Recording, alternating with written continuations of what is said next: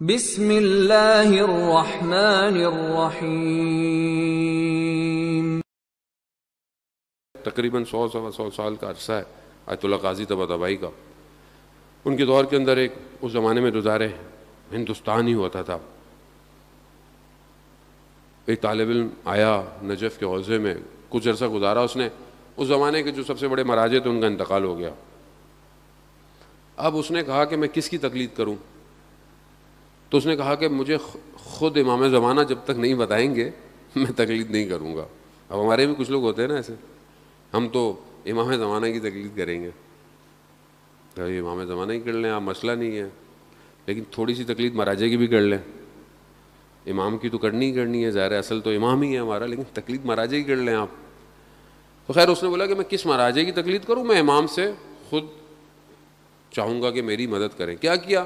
40 دن مسجد سہلا میں بیٹھ گیا۔ مسجد سہلا جو مسجد کوفہ کے تھوڑے سے فاصلے پر ہے، جو لوگ جا چکے انہیں پتہ ہے، جو لوگ نہیں گئے خدا ہم سب کو زیارت نصیب فرمائے۔ مسجد سہلا بہت قدیمی مسجد ہے، یعنی انبیاء کے مقامات ہیں، اور وہاں پر امام کا بھی مقام ہے، آخری امام کا مقام ہے وہاں پہ درمیان میں۔ تو یہ وہاں بیٹھ گیا اور 40 دن عبادت کرتا رہا 40ویں دن اچانک سے دیوار سامنے جو تھی وہ ہٹ گئی۔ ہٹی تو اس نے دیکھا کہ ایک جگہ کھل گئی ہے۔ یہ گیا، اس نے دیکھا کہ ایک شخص بیٹھا ہوا ہے۔ شخص کون ہے؟ امام کے 4 نائب تھے غیبت صغریٰ میں، ان میں سے ایک نائب بیٹھا ہوا ہے۔ اس نے کہا کہ مجھے امام سے کام ہے۔ کہا جو کام ہے ہمیں بتاؤ، ہم پوچھ کے بتا دیں گے۔ کہا نہیں، مجھے خود امام سے ملنا ہے۔ کہا اچھا اندر چلے جاؤ دروازے میں۔ اندر دروازہ کھولا، اندر گیا، دیکھا کہ ایک اور نائب بیٹھے ہوئے، ان سے بھی اس نے یہی کہا۔ انہوں نے کہا کہ میں کر دیتا ہوں۔ کہا نہیں، مجھے خود امام سے ملنا ہے۔ ان کا اندر چلے جاؤ۔ دروازہ کھولا، تیسرا نائب بیٹھا ہوا ہے۔ خلاصہ بہرحال یہ آخری دروازہ کھول کے جب گیا تو اس نے دیکھا کہ امام تشریف فرما ہے، امام بیٹھے ہوئے۔ اس نے امام کو سلام کیا، عرض ادب کیا، کہا مولا میں رہنمائی چاہتا ہوں کہ میں کس کی تقلید کروں، مراجع اور بھی ہیں بہرحال۔ امام نے اشارہ کیا اپنے قدموں کی طرف، تو ایک سید عالم دین بیٹھے ہوئے تھے، اشارہ کیا کہ ان کی تقلید کرو۔ جب اس نے غور سے دیکھا تو وہ کوئی اور نہیں، آیت اللہ قاضی طباطبائی تھے۔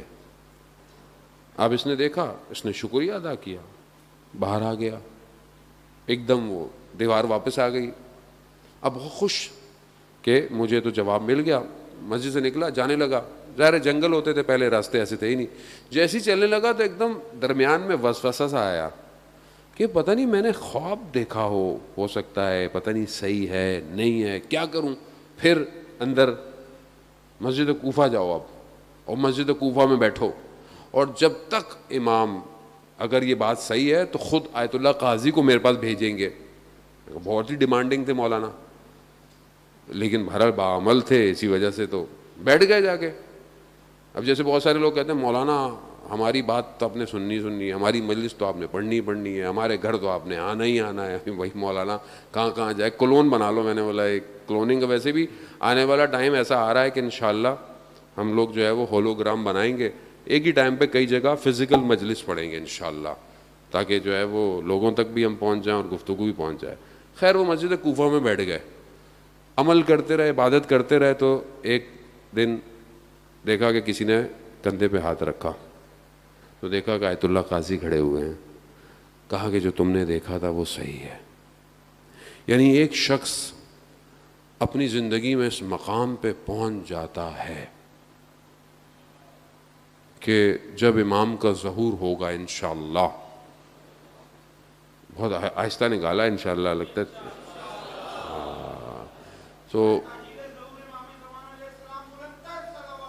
اللہم صلی علی محمد۔